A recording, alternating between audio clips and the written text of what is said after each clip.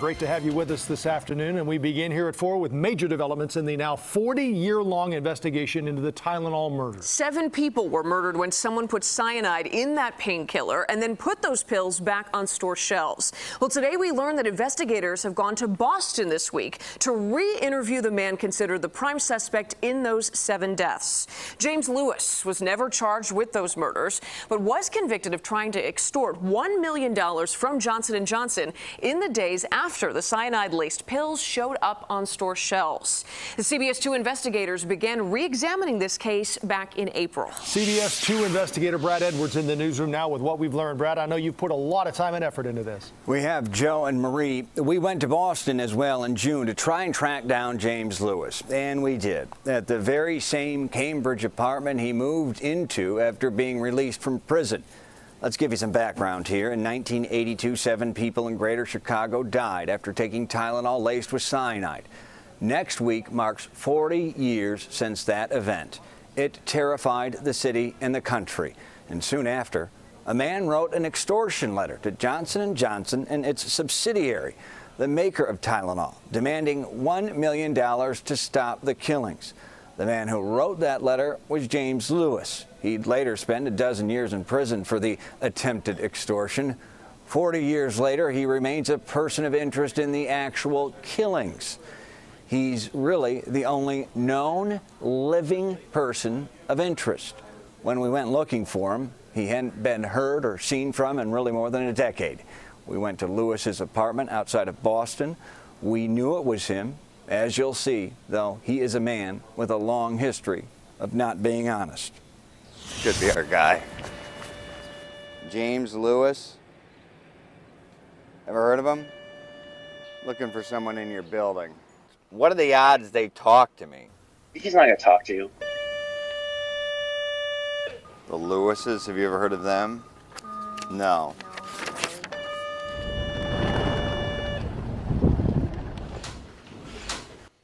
Hi, Mr. Lewis? No. James Lewis, yeah, I'm Brad Edwards. Who are you? I'm James Lewis. You look like James Lewis. I'm Brad. I just am trying to get your side of the story. Can I give you my number? And we would really like to get your side of the story. That exchange went on for several minutes. You'll see more in the coming weeks. 2+ weeks ago, we showed our entire exchange to Arlington Heights Police. Sergeant Joe Murphy there. At the end, they asked us for a copy of it.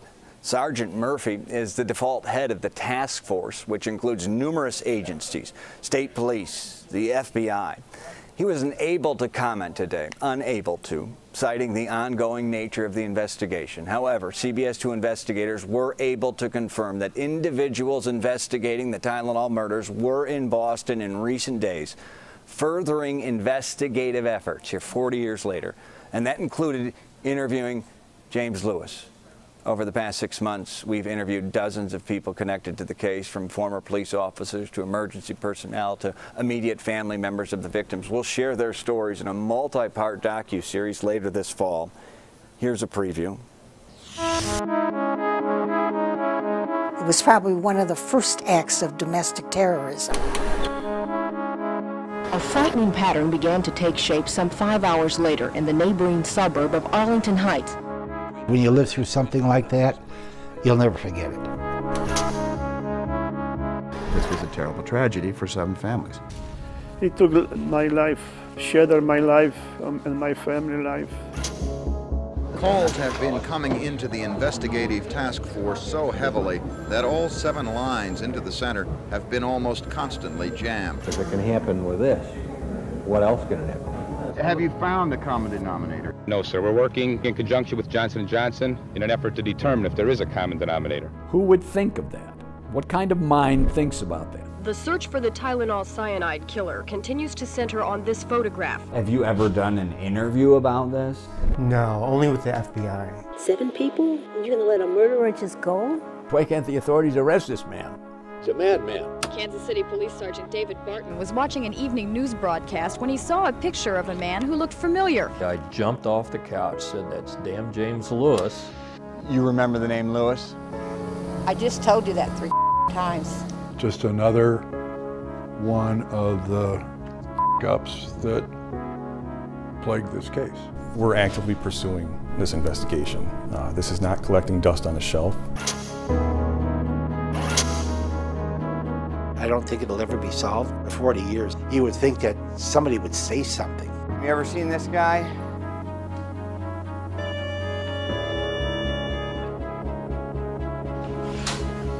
Hi, Mr. Lewis?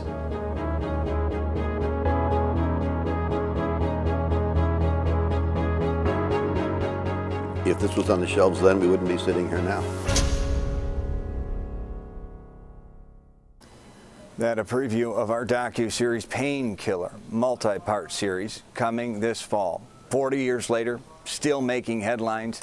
As of this day, there is more to come, and we will stay on top of it. Marie and Joe? Brad, we look forward to seeing it. We have to ask about Lewis. I know eventually we'll see your whole interaction, but can you give us a sense of, did he just stand there the whole time? Did he respond to any of the questions at all or acknowledge you? He acknowledged me. There were responses, but you have to read into the entire interaction. It was a strange interaction, but he has been long known as a different, a strange individual, if you will. One of the most interesting things is that out of the gate, he said he's not James Lewis. We knew he was James Lewis. He answered the buzzer to the Lewis apartment. And for 4 minutes plus, he stood there, taking my number, almost as if he wanted to engage. We'll, of course, show you more, especially when we drop the docu-series. But there will certainly be more to come. Fascinating preview. We can't wait to watch. Brad, thanks.